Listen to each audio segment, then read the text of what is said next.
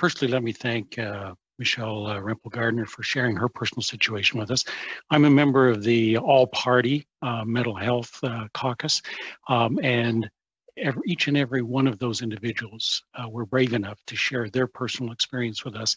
And I have to say that it's heartbreaking, and so it advances my commitment and emphasizes the importance of what we're discussing now. My question is for Dr. Cornish. There are many people who do not normally experience mental health challenges are reporting them because of the impacts of COVID-19 pandemic, but some may not feel comfortable asking for help in these challenging times.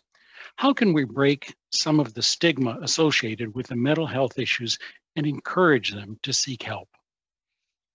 I think, again, the one size fits all thing has to be abandoned. And what we're finding with veterans, first responders, frontline workers, quite often the sort of culture in these workforces is such that you shouldn't ask for help, or that your job might be in danger if you disclose a vulnerability.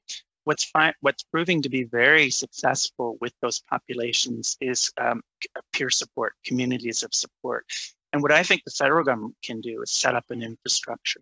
Peer support works with the support of technology because you can scale it, and you can scale it in a way that's anonymous. Because part of the concern when reaching out for care is that it might be somebody that I know in my neighborhood in a rural area, especially with peer support. But with technology, you can make that anonymous, and you can also scale it to the point that there's enough people available to provide support, a listening ear.